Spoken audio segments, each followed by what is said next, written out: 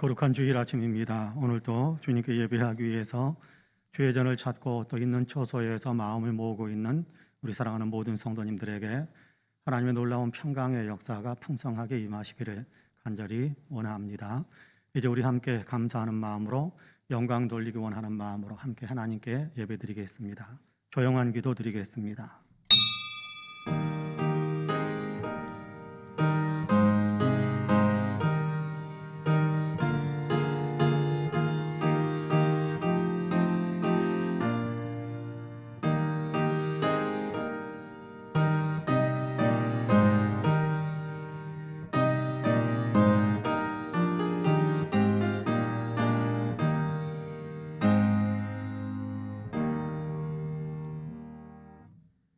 오직 나는 주의 풍성한 사랑을 힘입어 주의 집에 들어가 주를 경외함으로 성전을 향하여 예배하리이다.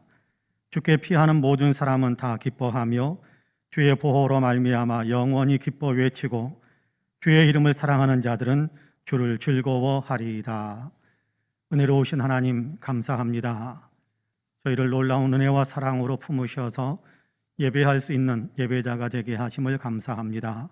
감사하는 마음으로 엎드려 싸우니 우리의 예배를 기쁘게 받아 주옵시고 주께 영광 돌리기 원하는 마음으로 주님께 예배하오니 우리의 예배를 통해서 주님 홀로 영광을 받아 주옵소서. 예배드리는 사랑하는 성도 심령을 주의 은혜의 장중에 품으셔서 한 사람 한 사람에게 성령의 충만함과 세상을 이기며 늘 기쁨의 삶을 살아갈 수 있는 능력으로 충만해지게 하여 주옵소서. 감사드리며 예수님의 이름으로 기도하옵나이다. 아멘. 함께 일어나셔서 찬송가 10장으로 우리 주님을 찬양하시겠습니다.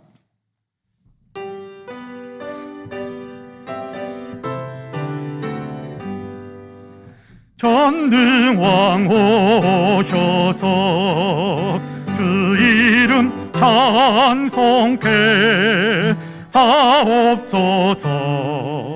영광과 권능의 성부여 오셔서 우리를 다스려 주옵소서. 강생한 성자여 오셔서 기도를 들으소서. 택하신 백성들 복 내려 주시고 거룩한 마음을 주옵소서.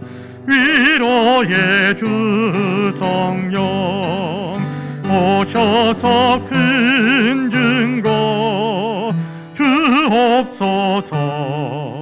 전능한 주시여 각 사람 마음에서 떠나지 마시고 계십소서.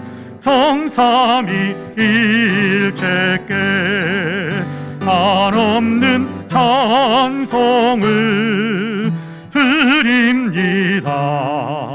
존귀한 주님을 영광 중 배옵고 영원히 모시게 하옵소서.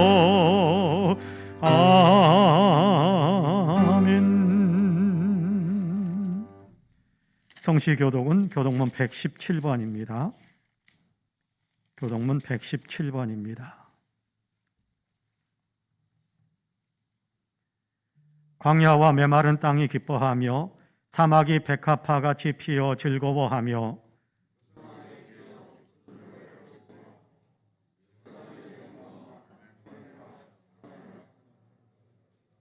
그것들이 여호와의 영광 곧 우리 하나님의 아름다움을 보리로다.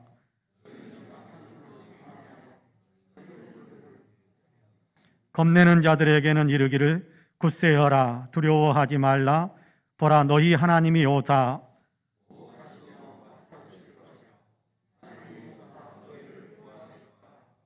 그때에 맹인의 눈이 밝을 것이며 못 듣는 사람의 귀가 열릴 것이며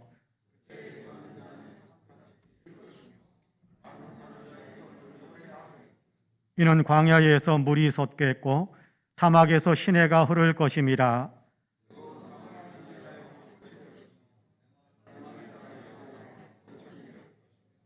승냥이에 눕던 곳에 풀과 갈대와 부들이 날 것이며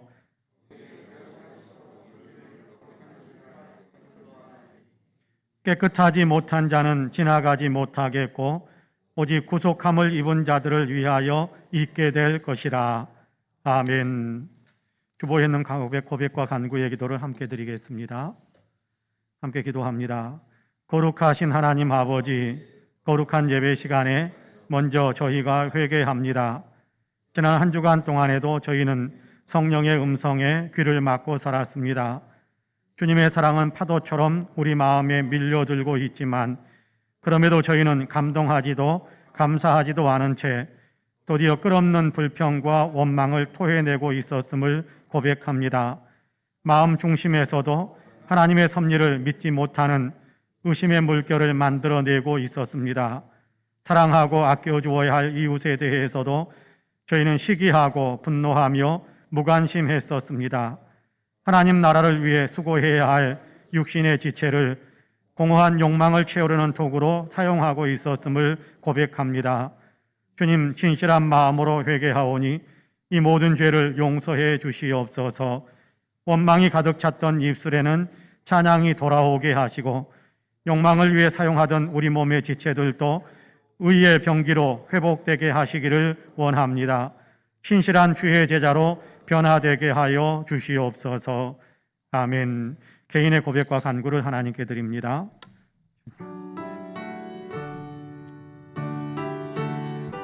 주님, 긍휼과 자비의 은총을 베풀어 주소서. 새롭게 하시는 주의 은혜, 하나님 날마다 마음이 새롭게 되어주는 주의 은혜, 우리 안에도 넘치고 넘치기를 원하겠습니다.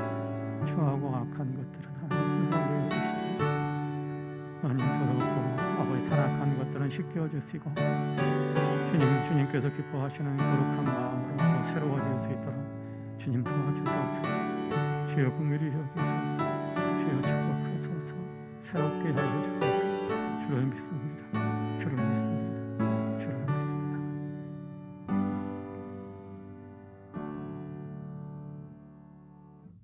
그가 빛 가운데 계신 것 같이 우리도 빛 가운데 행하면 우리가 서로 사귐이 있고 그 아들 예수의 피가 우리를 모든 죄에서 깨끗하게 하실 것이요 라는 말씀에 의지하여 하나님께서 그리스도 예수를 믿는 저와 여러분 우리 모두의 죄를 예수 그리스도 안에서 온전히 용서하셨음을 주님의 이름으로 선포합니다. 아멘. 신앙 고백하시겠습니다. 전능하사 천지를 만드신 하나님 아버지를 내가 믿사오며 그 외아들 우리 주 예수 그리스도를 믿사오니 이는 성령으로 잉태하사 동정녀 마리아에게 나으시고 본디오 빌라도에게 고난을 받으사 십자가에 못 박혀 죽으시고 장사한 지 사흘 만에 죽은 자 가운데에서 다시 살아나시며 하늘에 오르사 전능하신 하나님 우편에 앉아 계시다가 혈이로서 산 자와 죽은 자를 심판하러 오시리라. 성령을 믿사오며 거룩한 공예와 성도가 서로 교통하는 것과 죄를 사하여 주시는 것과 몸이 다시 사는 것과 영원히 사는 것을 믿사옵나이다. 아멘. 다 함께 자리에 앉으셔서 찬송가 105장으로 우리 주님을 찬양하시겠습니다.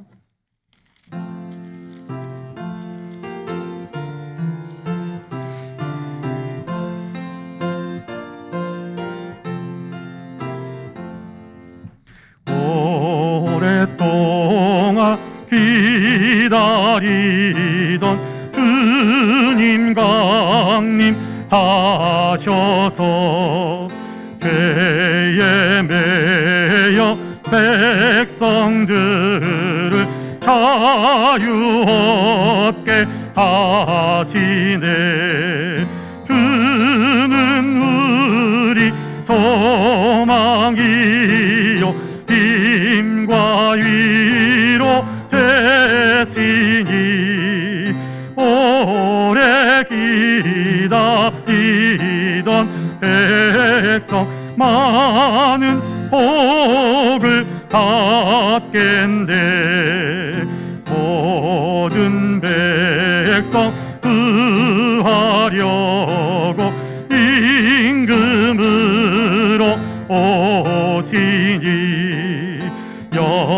영원토록 우리들은 신이 다스리시네.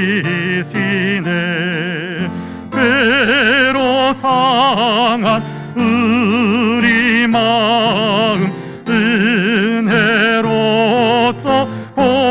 고치고 주의 빛난 보좌 앞에 이르도록 하소서.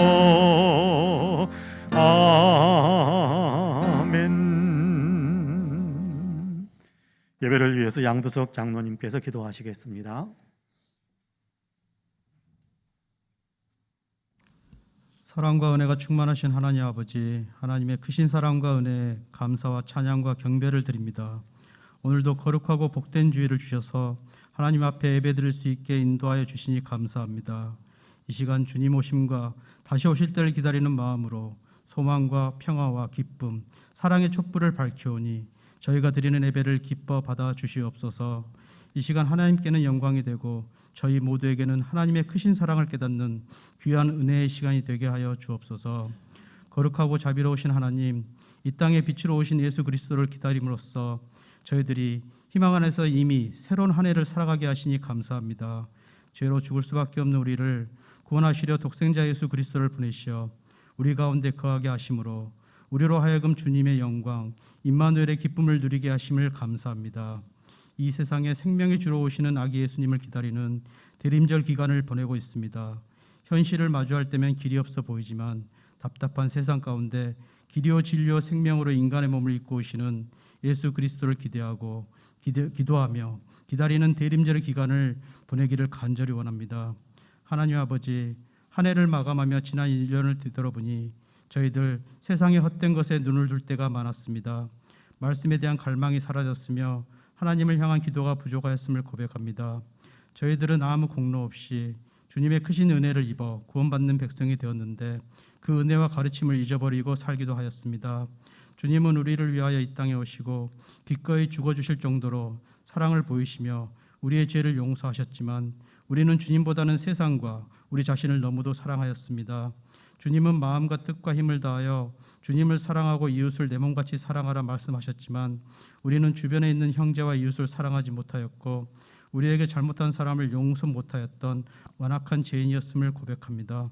우리의 죄 부족함을 용서해 주시옵고 다시금 주님이 보이신 사랑의 모습을 회복하며 주님을 사랑하는 마음과 이웃을 사랑하는 마음을 품을 수 있도록 우리의 마음을 지켜 주옵소서. 우리의 시선이 주를 향하게 하여 주시고 우리의 생각이 말씀에 기초하여 하게 도와주시며 우리의 행동이 기도의 연장선이 되게 하여 주시옵소서. 어떠한 어려운 환경과 역경과 고난이 있을지라도 주님께서 주신 참 소망과 평강과 기쁨과 사랑을 늘 바라보며 그 자리에 주저앉지 않게 하시고 이 세상의 한 영혼 한 영혼을 귀하게 여기는 삶을 살게 하옵소서. 긍휼의 주님, 백신 접종으로 희망이 보였던 코로나19가 다시 기세를 더하여 우리나라를 비롯하여 전 세계적으로 많은 어려움을 겪고 있습니다. 코로나로 인하여 힘들게 지내고 있는 이 나라와 민족을 불쌍히 여겨주시고 긍휼을 베풀어 주옵소서. 지금은 어렵고 힘든 상황을 주님이 주시는 지혜로 슬기롭게 잘 헤쳐나갈 수 있도록 도와주옵소서. 또한 대선을 앞두고 정치 사회 곳곳에서 갈등과 분열이 팽배한 상황에 놓였습니다.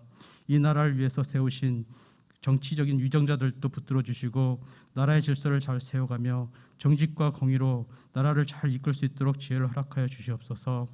한 해 동안도 주님이 주신 사명을 따라 몸된 우리 송파 은혜교회를 섬기게 해주심을 감사합니다. 올 한 해를 마무리하는 데 있어서 은혜 중에 함께 하시사 새로운 소망과 계획으로 세워나가는 일에 하나님의 간섭과 축복이 함께 하시길 바랍니다. 주님의 뜻을 품고 주님의 영광을 높이는 교회가 되게 하옵시고 앞으로도 더욱 이웃을 사랑하고 섬기는 교회가 되며 구제와 선교의 사명을 온전히 이루어 하나님의 나라를 세워가는데 중요한 역할을 감당하는 우리 교회가 되게 하여 주옵소서. 한 해 동안 우리의 가정을 주의 날개 아래 지켜주신 주님 감사합니다. 우리의 자녀들을 위해 기도합니다. 우리의 자녀들이 무엇보다도 가정에서 신앙을 잘 전수받고 가정이 교회가 되며 부모들이 거룩한 믿음의 제사장이 되게 하옵소서. 그래서 자녀들이 굳건한 신앙으로 세워지게 하시고 그 위에 건강과 학업과 진로에 형통의 복을 더하여 주옵소서. 특별히 무겁고 고통스러운 질병으로 가정에서나 병원에서 또 통원 치료를 받으며 투병하는 분들을 기억하여 주옵소서. 주님의 보혈의 손으로 어루만져 주셔서 하루속히 병에서 벗어나 건강한 모습으로 함께 예배하고 하나님을 섬기게 하옵소서. 그들을 간호하는 가족들에게도 지치지 않고 주님만을 바라보도록 힘과 용기를 부어 주시옵소서. 하나님 아버지, 코로나와 함께한 힘들었던 이 한 해를 이렇게 은혜 가운데 보내고 새해를 맞이하려 합니다. 이제 얼마 남지 않은 한 해를 잘 마무리할 수 있도록 축복하여 주시고 지나온 슬픔과 상처와 어두운 기억들은 깨끗이 회복시켜 주시어 오직 주님이 주시는 희망과 새 힘으로 다가오는 새해를 맞이할 수 있도록 저희를 강하게 붙들어 주옵소서. 이 시간 하나님의 말씀을 듣습니다. 성령님 친히 함께 하시어 전달되는 말씀이 우리에게 능력의 말씀을 닿게 하시고 우리 모든 말씀을 통하여 위로받고 세상을 살아갈 때 힘이 되게 하옵소서. 말씀을 대언하시는 박지희 목사님에게 은혜를 더하시며 말씀의 능력과 권세를 주옵소서. 1년 동안도 목사님께 하심으로 능력 있는 복음의 사자가 되게 하심을 감사합니다. 언제나 목사님의 마음과 몸을 보호해 주시고 강건케 하셔서 하나님이 주신 영적 은사로 끝까지 승리하게 하옵소서. 담임 목사님을 도와 교회를 위해 힘쓰고 애쓰는 윤영민 부목사님에게도 주님의 장중에 붙들어 주시고 영육간에 강건케 하시어 하나님의 맡기신 소임을 감당하기에 부족함이 없는 힘과 능력을 주옵소서. 예배를 위해 헌신하는 모든 이들의 섬김을 기뻐 흠양하시고 모든 영광을 주님 홀로 받아 주시옵소서. 말씀을 통하여 역사하여 주심에 감사드리며 예수님의 이름으로 기도드립니다. 아멘.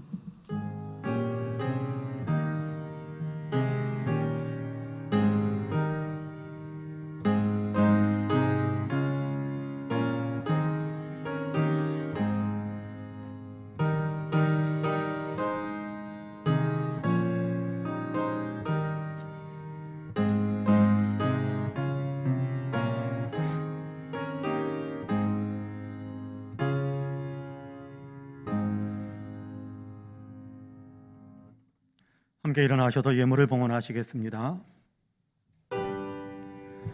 모든 것이 주께로부터 왔으니 이 예물을 주께 드리나이다.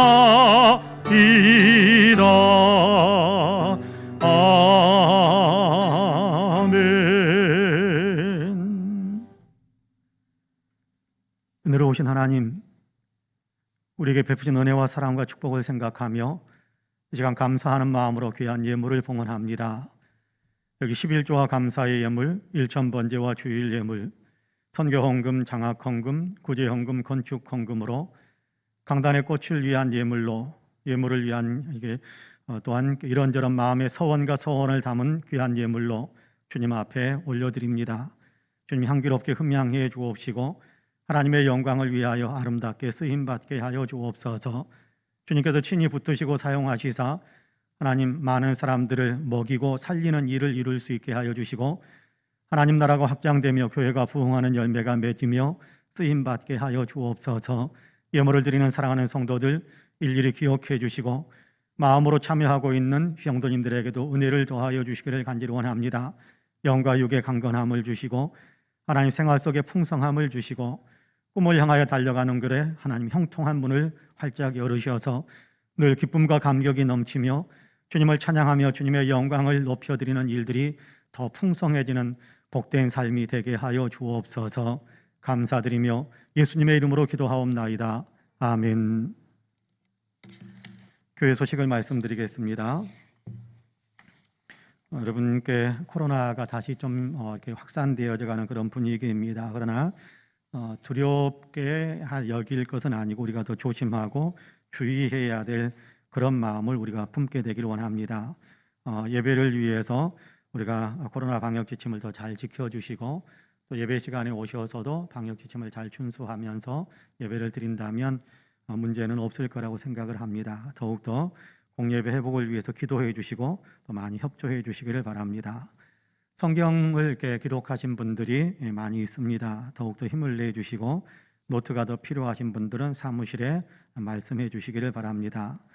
대학 진학의 문제가 수능 시험으로 끝나는 것이 아니라 이제 본격적으로 시작이 되고 있습니다. 곧 수능 성적표를 받게 될 것이고 그리고 나면 대학 학과 또 학과를 선택해서 지원을 해야 되는, 그리고 나서 또 경쟁이 이루어지는 그런 상황이 될 텐데요. 여러분 자녀들이 원하는 대학 학과에서 공부하면서 앞길을 더 활짝 열어갈 수 있도록 하나님께 은혜를 베풀어 달라고 많이 기도해 주시기를 부탁을 드리겠습니다. 오늘 2부 예배 후에 예결산위원회가 있겠습니다. 예결산위원들께서는 꼭 참석해 주시기를 바랍니다. 교우 소식인데요. 주보에는 기록되어져 있지 않습니다만은 교우 소식입니다. 장정순 권사님께서 지금 모친상 중입니다. 어머니께서 아마 어제 소천 돌아가신 것 같아요. 연락이 되지 않아서 빈소를 여러분에게 말씀드릴 수는 없습니다만은 혹시 연락이 닿아서 빈소를 알게 된다면 여러분에게 안내를 하겠습니다. 그러나 마음으로 함께 기도해 주시고 또 하나님의 위로가 있기를 또 간구해 주시면 고맙겠습니다. 이번 주간에 생신 맞으신 분들이 있습니다. 최규영 청년, 양두석 장로님, 김진국 집사님, 백승인 청년, 그리고 강현석 청년인데 여러분 이 시간 축복하는 박수 한번 해주시면 좋겠습니다. 네, 감사합니다. 이상 교회 소식을 말씀드렸습니다. 이제 우리에게 주신 하나님의 말씀을 봉독하겠습니다. 누가복음 12장입니다. 누가복음 12장 35절에서 40절까지의 말씀입니다.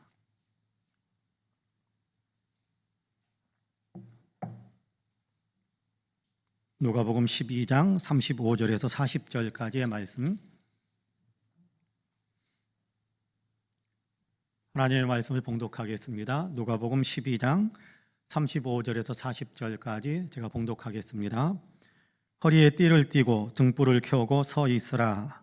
너희는 마치 그 주인이 혼인집에서 돌아와 문을 두드리면 곧 열어주려고 기다리는 사람과 같이 되라. 주인이 와서 깨어있는 것을 보면 그 종들은 복이 있으리로다.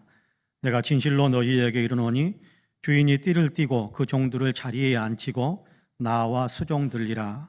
주인이 혹 이경에나 혹 삼경에 이르러서도 종들이 그같이 하고 있는 것을 보면 그 종들은 복이 있으리로다. 너희도 아는 바니 집주인이 만일 도둑이 어느 때에 이를 줄 알았더라면 그 집을 뚫지 못하게 하였으리라. 그러므로 너희도 준비하고 있으라. 생각하지 않은 때에 인자가 오리라 하시니라. 아멘. 이 말씀에 큰 은혜가 있기를 원합니다. 할렐루야. 옆에 분들과 눈으로만 인사 한번 할까요? 하나님이 당신을 참 사랑하십니다. 눈으로만 인사 한번 합시다. 하나님이 당신을 참 사랑하십니다. 나도 당신을 사랑합니다. 눈으로 인사합시다. 나도 당신을 사랑합니다. 한 번 더 인사할까요? 당신 참 괜찮은 사람입니다. 참 괜찮은 사람입니다. 기다리는 마음이라는 짧은 수필 한 편을 읽은 적이 있습니다.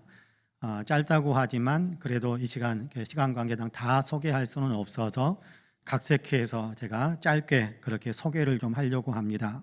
이런 내용입니다. 외출해서 돌아와 주방으로 들어서는데 아내가 음식 준비에 부산하다. 아니 무엇을 하는데 일이 분주해? 둘밖에 없는데 대충 해서 먹지 하며 식탁에 앉는데 큰 상이 비좁게 갖가지 나물이 나왔다. 아니 웬 나물들이야? 그냥 했어요.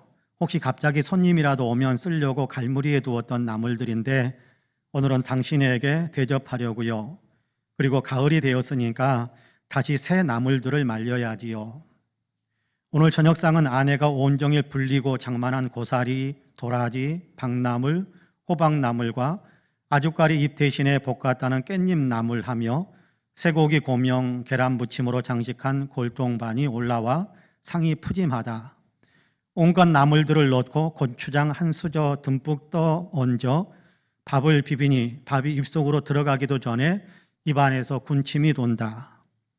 대청 석가래에 굴비를 걸어놓고 손님이 오기를 기다리다 오래도록 손님이 오지 않으면 상하기 직전에 굴비를 내려 식구들끼리 먹은 후 또다시 귀한 손님 몫으로 새 굴비를 사다 걸어두는 옛 인심이 이러하였을까 생각해 보았다.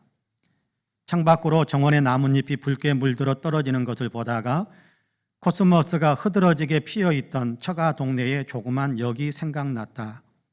영주에서 안동 쪽으로 한 정거장 아래에 있는 완행열차만 서는 시골이다. 80년대 초 추석이나 설 명절 때 귀성표를 구한다고 청량리역에 나가 이른 새벽부터 이리저리 밀리는 난장판 속에 겨우 구한 열차표를 가지고 아내와 아들 손을 잡고 가던 처가다. 휴가철마다 우리 세 식구가 내려가 농가의 바쁜 일손은 나 몰라라 한 채 마치 별장에라도 내려온 양 백년손의 새를 늘어지게 누리다 올라가곤 했던 피서지이기도 했다.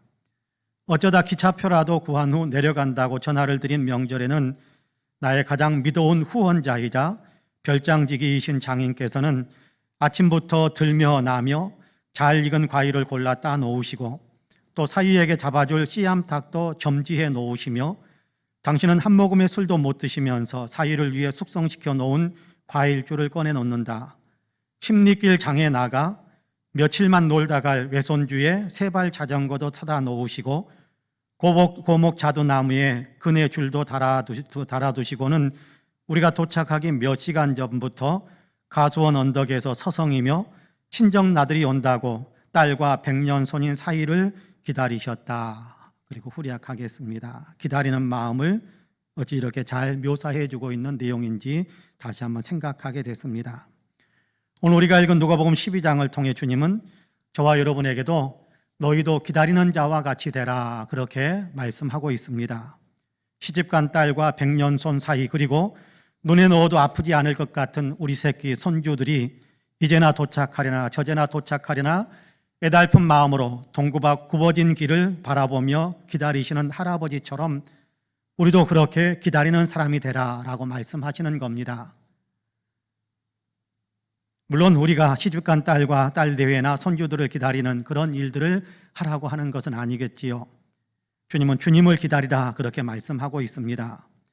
우리 주 예수 그리스도를 기다리되 진실로 기다리는 사람과 같이 되라 라고 하시는 겁니다.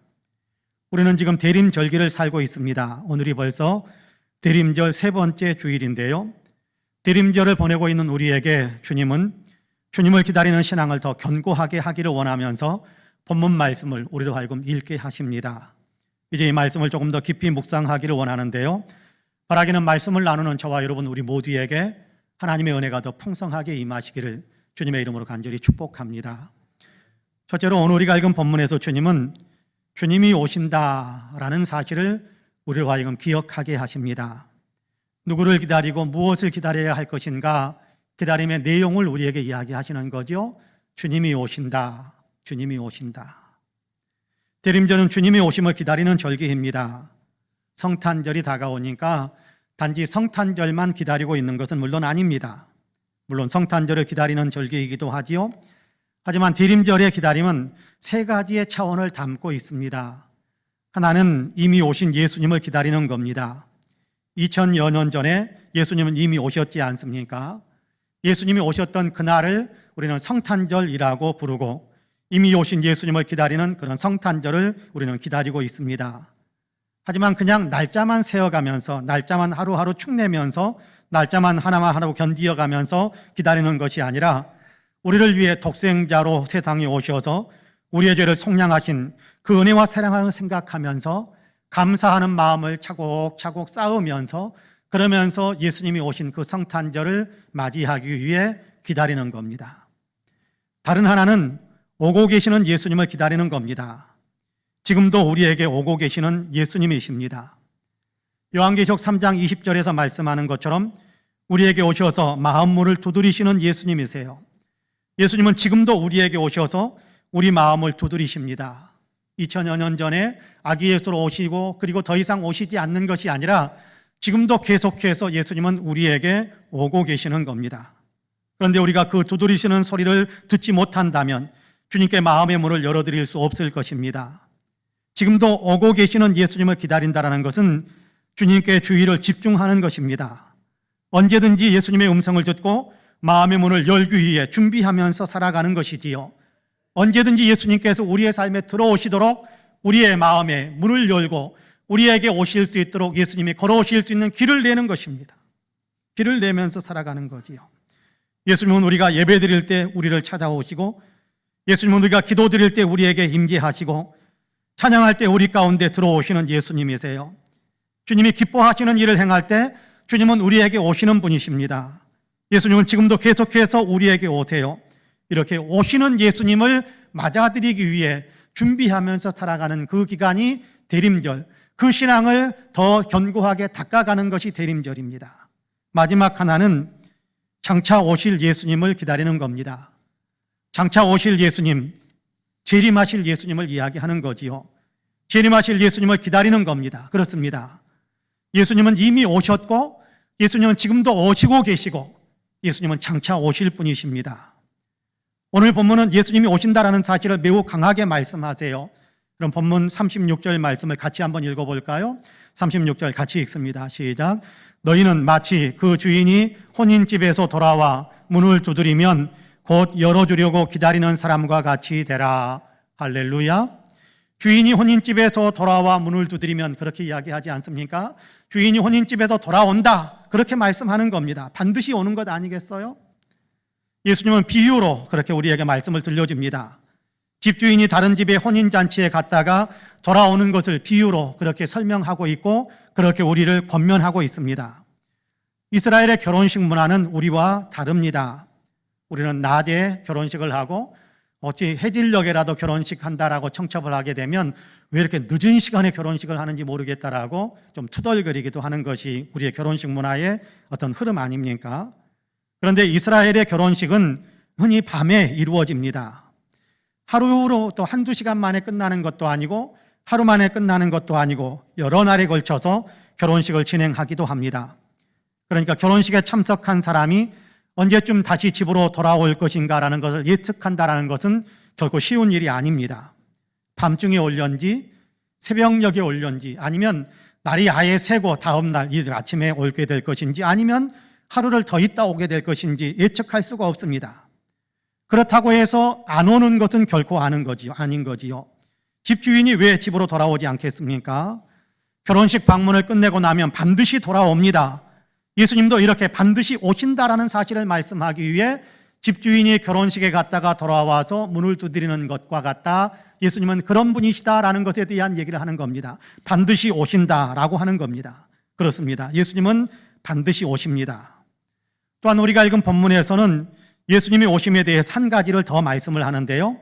갑작스럽게 오신다라고 이야기합니다.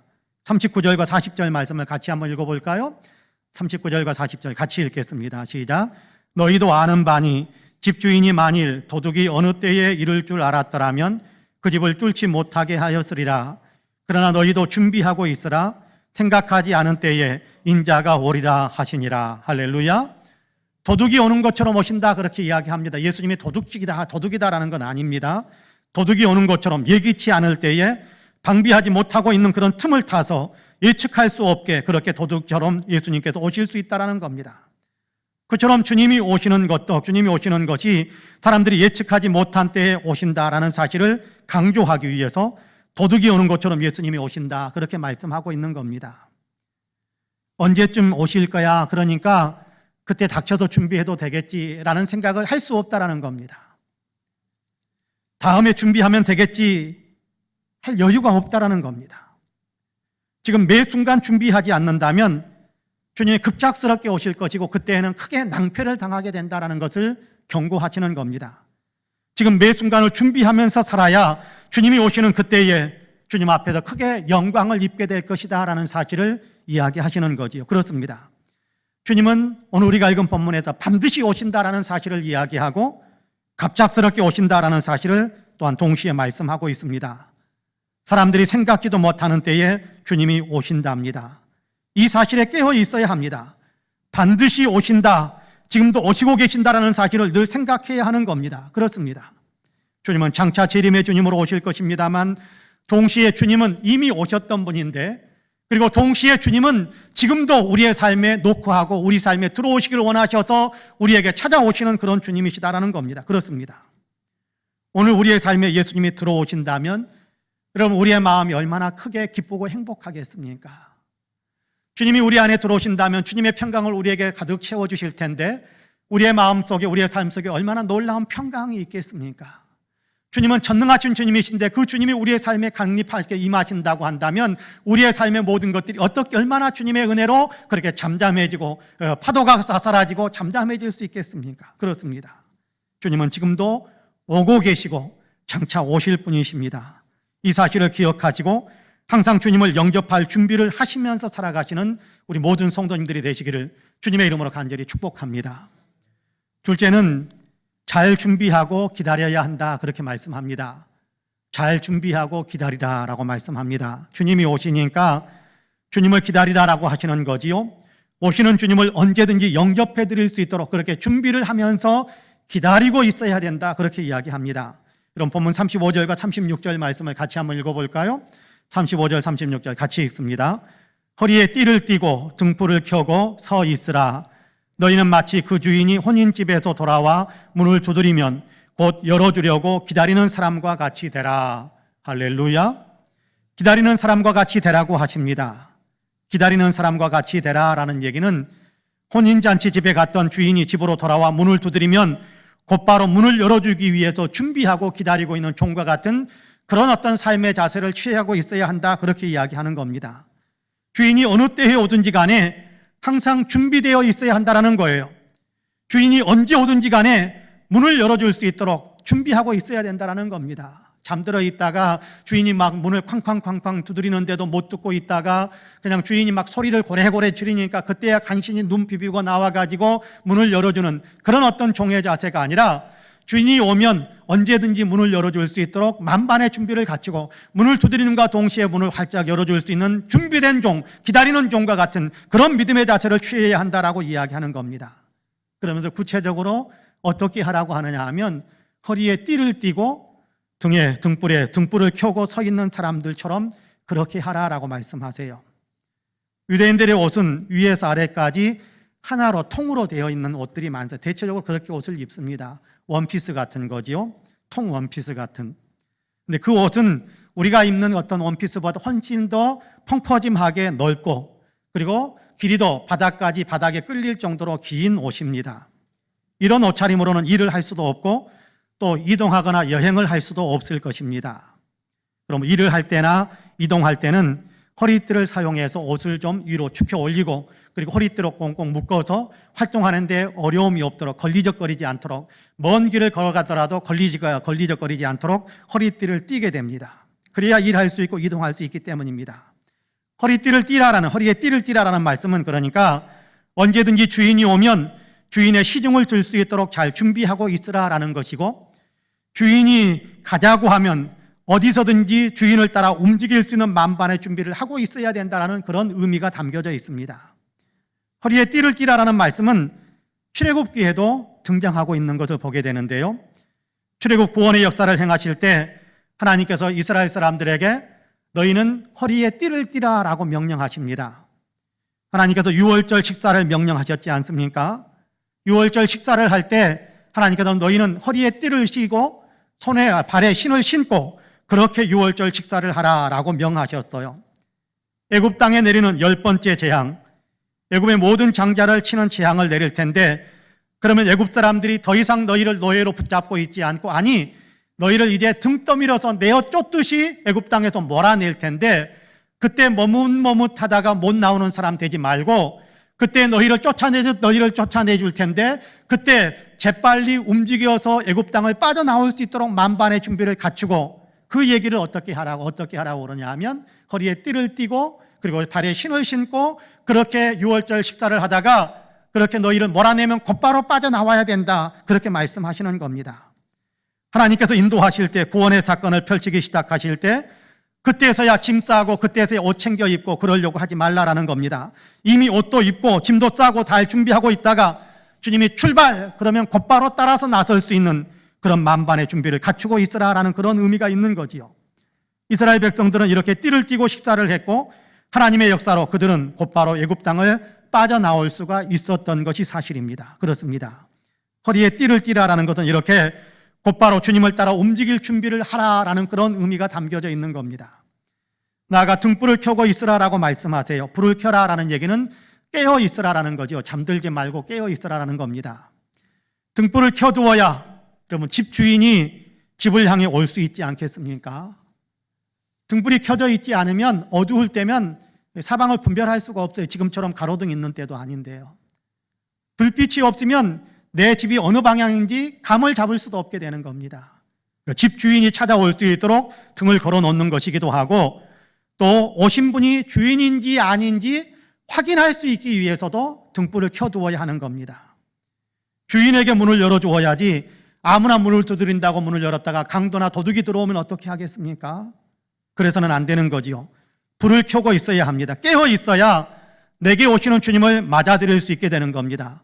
불을 켜고 있어야, 깨어 있어야 지금 내게 오신 분이 예수님이 맞는지 안 맞는지를 확인하고 분별할 수 있게 되는 것입니다. 그러므로 불을 켜고 있으라, 깨어 있으라 하는 겁니다.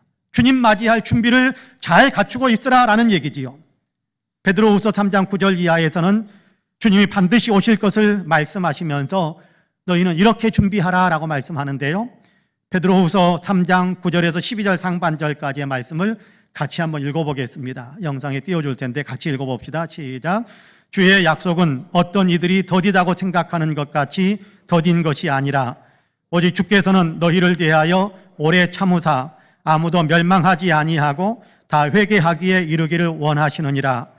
그러나 주의 날이 도둑같이 오리니 그날에는 하늘이 큰 소리로 떠나가고 물질이 뜨거운 불에 풀어지고 땅과 그 중에 있는 모든 일이 드러나리로다.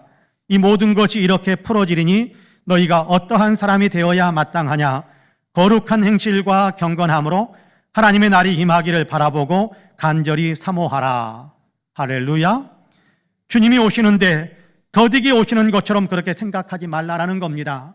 오신다고 하셨는데 2000년이 지난 벌써 21년, 2022년으로 넘어가려고 하는데 오신다고 하신 주님은 안 오시려는가 보다, 아예 안 오시려는가 보다, 아예 천천히 오시려는가 보다, 그런 생각하지 말라라는 거예요.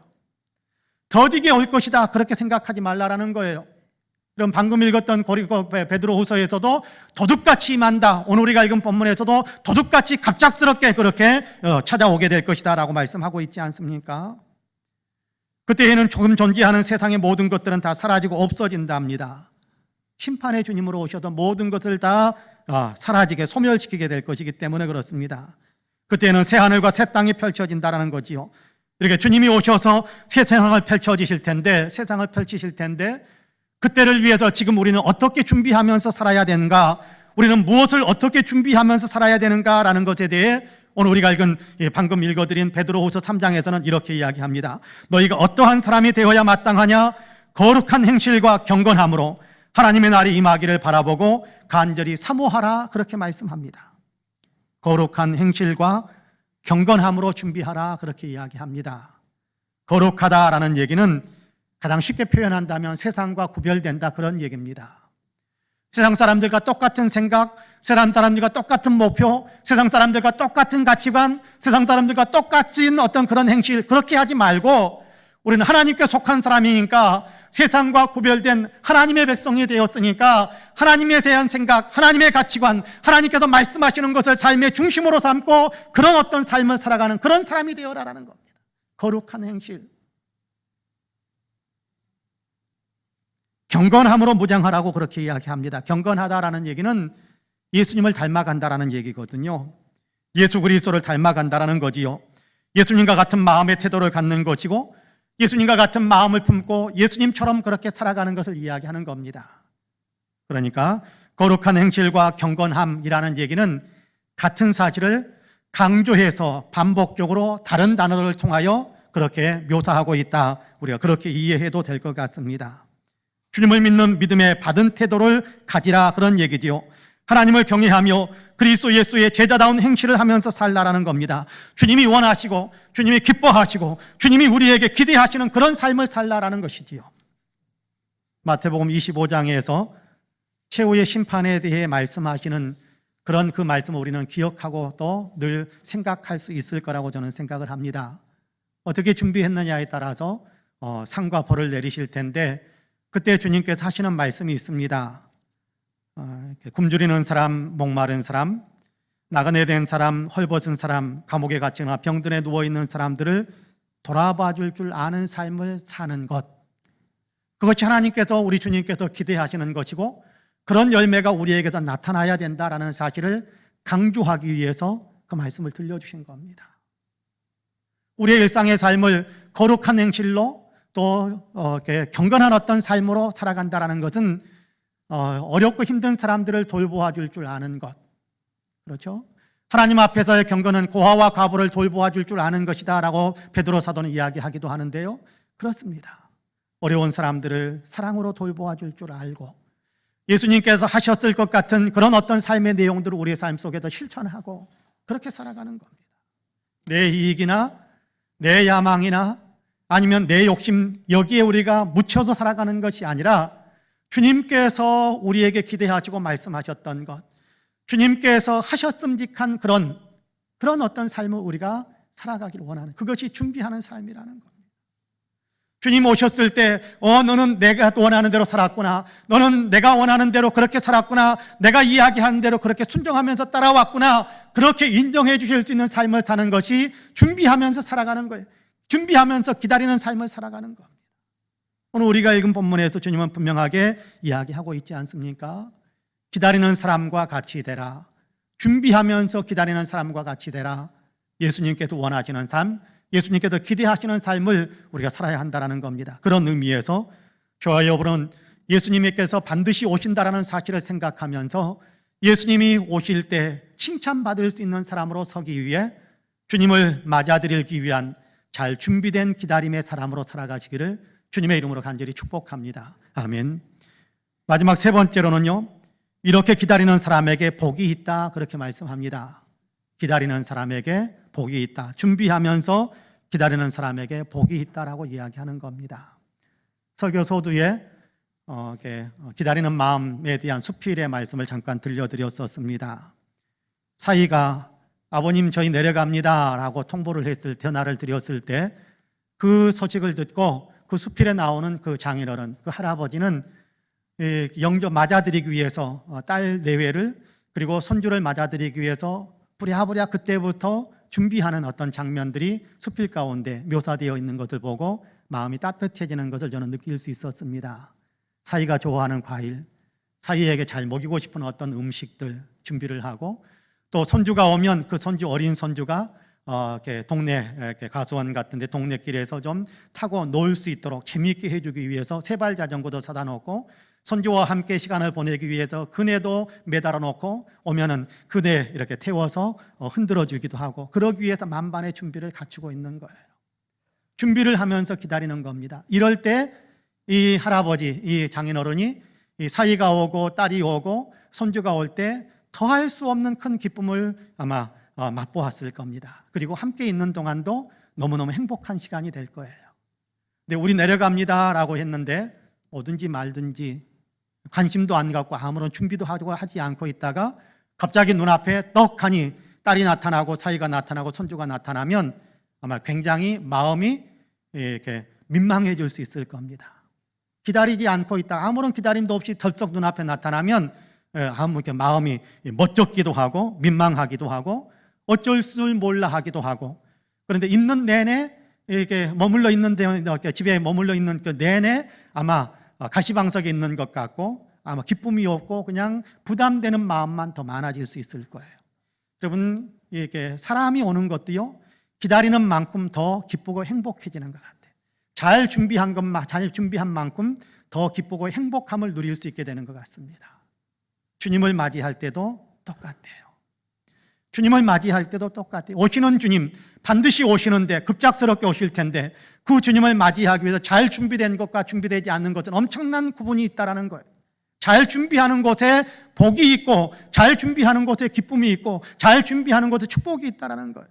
그럼 우리가 읽은 본문 조금 전에 우리가 살펴봤습니다. 마태복음 25장에서도 우리가 잠깐 살펴봤습니다만은 마태복음 25장 31절, 아까 말씀드렸던 그 비유의 시작점이 31절부터 시작이 되는데 31절에 보면 인자가 자기 영광으로 모든 천사와 함께 올 때에, 주님께서 재림에 오실 때 그런 얘기 아닙니까? 세상의 모든 것들을 심판하실 때에 모든 민족을 다 예수님 앞에 심판의 보좌에 앉으셔서 예수님 앞에 모든 민족을 다 오게 하고, 마치 목자가 양과 염소를 구분하는 것처럼 사람들을 이렇게 오른쪽 왼쪽으로 다 이렇게 편을 갈라놓는다라는 거예요. 구별을 해놓는다라는 거예요. 구별한 다음에 오른쪽에 있는 사람들에게 예수님께서 그렇게 말씀하신다고 했습니다. 지극히 작은 한 사람이 줄일 때에 너희가 먹을 것을 주었고 목마를 때에 마시게 하였고 나그네 되었을 때에 영접하였고, 헐벗었을 때에 옷을 입혔고, 병들었을 때에 돌보았고, 옥에 갇혔을 때에 와서 보아주었기 때문에 너희에게는 복을 내릴 텐데, 창세전부터 예비한 영원한 나라, 아버지께서 준비한 바로 그 나라에 너희가 들어가기를 원한다라면서 축복을 선포하신다라고 분명하게 말씀합니다. 평상시에 주님 뜻대로 살아감으로 주님 맞이할 준비를 잘했기 때문에 너희는 복을 받게 될 것이다 라고 하시는 겁니다. 잘 준비하고 기다리는 사람에게 주님은 복을 주신다라는 거예요.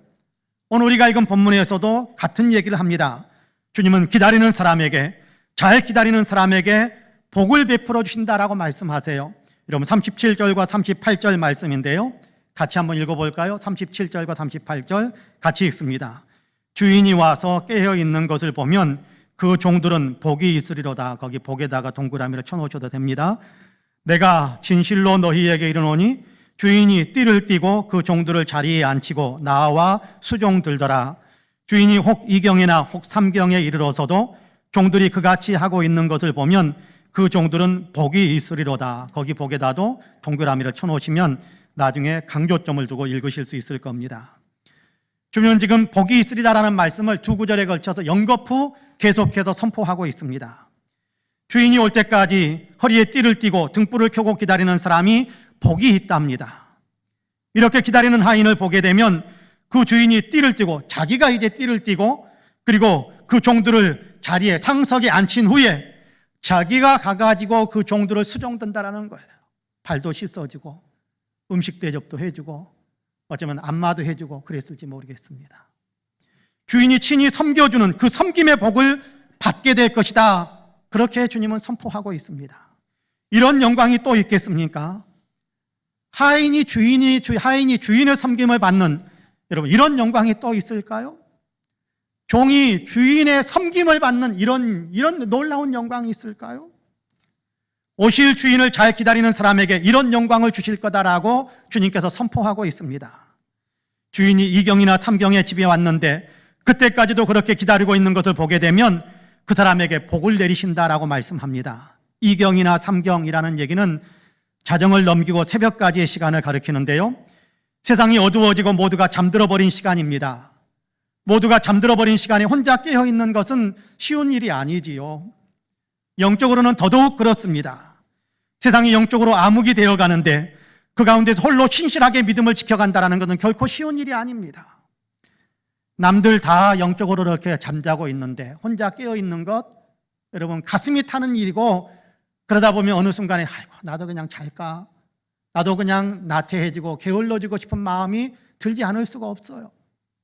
근데 그 가운데에서도 영적으로 깨어서 믿음을 지킨다는 것은 대단히 힘든 일 가운데 하나입니다. 남들도 다 그렇게 편하게만 살려고 하는데, 그런데 혼자서 예수님을 따르는 거룩한 삶을 살기 위해 수고하고 애쓰는 것을 마다하지 않는 그런 믿음의 삶을 산다는 것은 결코 쉬운 일이 아니에요. 근데 그렇게 깨어있는 사람, 준비하면서 그렇게 기다리는 사람에게 예수님은 복을 줄 것이다 라고 그렇게 선포하고 있습니다. 영광스러운 복, 영광을 누리게 하는 귀한 복을 내리신다라고 말씀하세요. 요한계시록 20장 여러분 4절과 6절 말씀을 같이 한번 읽어보겠습니다. 영상에 띄워줄 텐데 요한계시록 20장 4절과 6절입니다. 같이 한번 읽겠습니다. 또 내가 보좌들을 보니 거기에 많은 자들이 있어 심판하는 권세를 받았더라. 여기 보세요. 많은 보좌가 이렇게 있는데 거기 이렇게 앉은 자들이, 거기 앉은 사람들이 많이 있었다라는 것에 대한 얘기를 하지 않습니까? 다 계속해서 읽어봅니다. 또 내가 보니 예수를 증언함과 하나님의 말씀 때문에 목배임을 당한 자들의 영혼들과 또 짐승과 그의 우상에게 경배하지 아니하고 그들의 이마와 손에 그의 표를 받지 아니한 자들이 살아서 그리스도와 더불어 1000년 동안 왕노릇하니. 자, 처음 시작할 때 읽었던 보좌들이 있고 사람이 앉아 있는데 그 사람들이 누구냐 하면 믿음을 지킨 사람들인데, 그 사람들이 보좌에 앉아서 뭘 한다고 하느냐 하면 왕노릇하게 될 것이다 라고 이야기합니다. 계속해서 6절을 읽어볼까요? 같이 읽습니다. 이 첫째 부활에 참여하는 자들은 복이 있고 거룩하도다. 둘째 사망이 그들을 다스리는 권세가 없고 도리어 그들이 하나님과 그리스도 제사장이 되어 1000년 동안 그리스도와 더불어 왕노릇하리라. 할렐루야. 첫째 부활에 참여할 뿐만 아니라 잘 준비하면서 살아가는 사람들, 믿음을 지키면서 살아가는 사람들, 첫째 부활에 참여하는 사람들이 될 뿐만 아니라 그리스도와 함께 그리스도께서 준비해 주시는 그 보좌에 앉아서 예수님과 함께 왕노릇하는 그런 영광을 누리게 될 것이다. 누가요? 잘 준비하면서 기다리는 사람, 기다림을 잘하는 사람, 믿음을 지키는 사람. 여러분, 사탄이나 어떤 우상 숭배에 빠져들지 않고 적당히 타협해서 그냥 대충 살아가지 않고 그냥 믿음을 지키기 위해서 모든 것을 걸었던 그런 삶을 산 사람, 보좌에 앉혀서 주님과 함께 왕노릇하게 하는 영광을 누리게 할 것이다. 분명하게 우리에게 말씀하고 있습니다. 그렇습니다. 예수 믿는 믿음에 깨어 있으며 주님의 말씀을 따라 살아가는 사람, 주님께 순종하기 위해 기꺼이 자기를 희생할 줄 아는 사람, 이런 사람들을 주님은 지극히 높여서 보좌에 앉게 하여 주님과 함께 왕노릇하게 하신다. 그렇게 말씀합니다.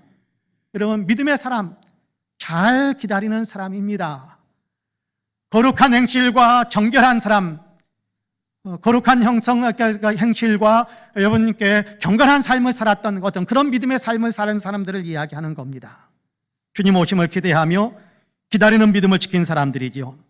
저는 저와 여러분도 바로 이런 사람의 반열에 설 수 있게 되기를 간절히 축복합니다. 어떻게 그럴 수 있다고 하나요? 어떻게 그런 영광의 자리에, 아름다운 복을 누리는 자리에 설 수 있다고 하나요? 주님은 오늘 우리가 읽은 본문에서 분명하게 말씀합니다. 허리에 띠를 띠고 등불을 켜고 서 있으라. 너희는 마치 그 주인이 혼인집에서 돌아와 문을 두드리면 곧 열어주려고 기다리는 사람과 같이 되라. 기다리는 사람과 같이 되라. 허리에 띠를 두르고 등불을 켜서 주인이 이제 나오시려나 저제 나오시려나 기다리는 사람. 무슨 얘기입니까? 예수님이 오실 테니까 그 예수님을 맞이하기 위해서 나는 지금 믿음의 삶을 살고 준비하면서 살고 기다리면서 살겠다라면서 그렇게 아름다운 믿음의 삶을 살아가는 사람, 이런 사람들의 삶이 주님의 복을 받을 수 있는 그런 삶이다라는 것을 가르쳐주고 있습니다. 그렇습니다. 기다리는 사람으로 살라는 겁니다. 오시는 주님을 기다리는 사람으로 사는 겁니다. 주님을 맞아들이고 주님이 이끄시는 삶을 살아가기 위해 최선을 다하는 겁니다. 사랑하는 성도 여러분, 디림절이 깊어갑니다. 주님을 기다리는 믿음을 더 깊고 굳게 하시기를 축복합니다. 이미 오신 예수님, 그 오신 날 성탄절인데, 그 오신 날을 기념하는 성탄절이 다가오는데 그냥 성탄절 하루하루 다가오도록 기다리는 정도가 아니라 영광의 보좌를 버리시고 나를 위해 세상에 오셔서 십자가를 지셔서 나를 대속하신 그 주님의 은혜를 생각하면서 감사하는 마음을 고이고이 접어가면서 감사하는 마음으로 기다릴 수 있는 귀한 믿음의 삶이 되기를 간절히 원합니다. 2000년 전에 우리에게 오셨지만 그럼에도 주님은 지금도 오고 계시는 분입니다. 신앙의 신비이지요. 사실 우리는 이 일이 이루어지기를 늘 기도하고 있는 것이 사실 아닙니까? 주님이 오셔서 내 삶에 임재해 주시길 우리는 기도하지 않습니까? 주님, 오늘도 내 마음에 들어오셔서 출렁거리고 흔들리는 내 마음을 진정시켜 주시고 평화롭게 만들어 주시기 원합니다. 우리 기도하고 있잖아요. 주님, 제가 어려움에 봉착했는데 내게 오셔서 지금 나를 다스려 주셔서 풍랑이는 것 같은 내 인생이 잔잔한 바다와 같이 변화될 수 있도록 도와주시옵소서. 우리가 기도하잖아요. 주님이 오시옵소서, 지금 오시옵소서, 내 삶 속에 지금 오셔서 나를 다스려 주옵소서 기도하잖아요. 그 일이 실제로 이루어지는 것이 주님의 우리 안에 오시는 건데 그 일이 정말 우리 가운데 이루어지도록 기다림의 마음을, 사모하는 마음을, 주님이 오시도록 우리가 마음의 문을 열고 기대하고 길을 내는 그런 어떤 기다림의 믿음을 우리가 가져야 한다는 겁니다.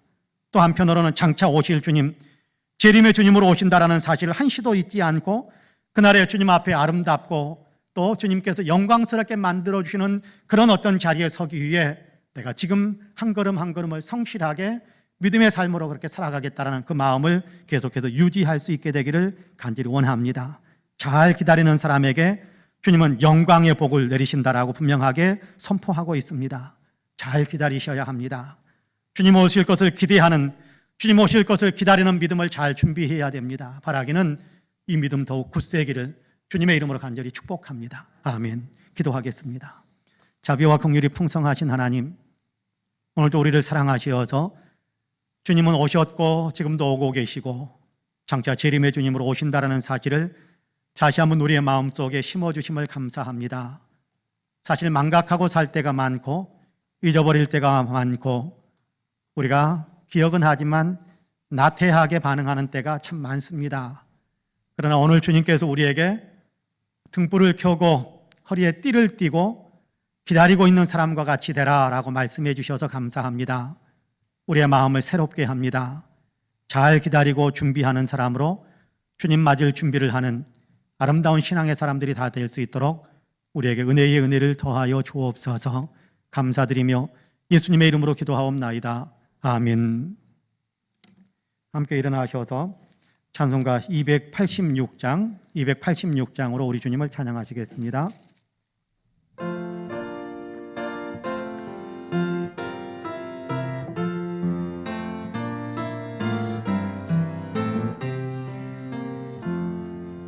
주 예수님 내 맘에 오사 날 붙들어 주시고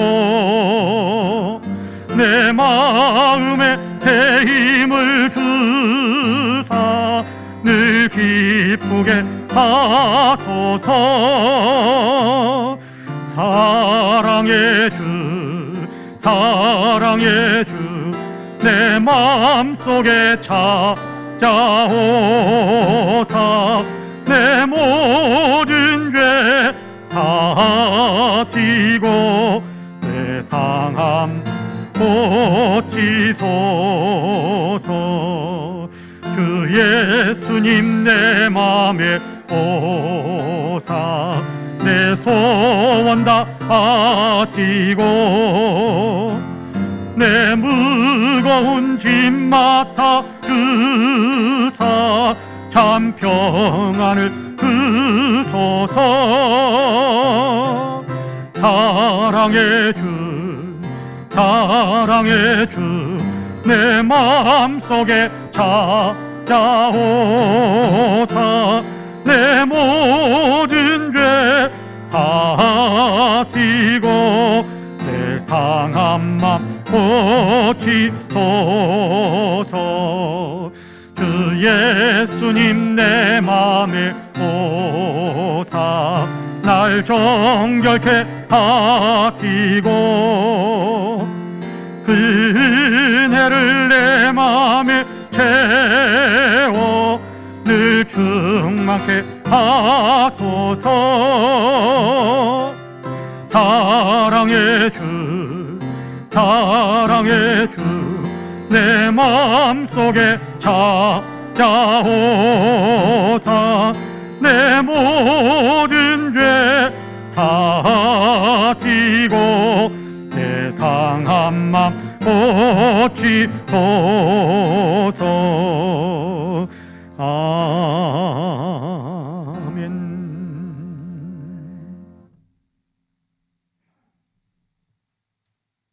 우리 구주 예수 그리스도의 은혜와 아버지 하나님의 놀라우신 사랑과 성령님의 감동 감화 충만케 역사하심이 거룩한 주일에 예배로 영광을 올려드리며 들려주시는 말씀에 따라 마음을 새롭게 기다리는 신앙으로 무장하고 있는 우리 사랑하는 모든 성도님들과 가정과 가족들 행하시는 일들 위에 아름다운 신앙 공동체 우리 송파은혜교회 위에 특별히 외국에 있고 군문에 있고 출타 중이거나 병상에 누워있는 사랑하는 형제 자매들, 우리 명예 목사님이신 서달수 목사님, 이 나라 이 민족, 그리고 아직도 코로나로 인하여 고통을 겪고 있는 지구촌에 사랑하는 모든 형제 자매들 위에 이제로부터 영원토록 함께 하시기를 간절히 축원하옵나이다. 아멘.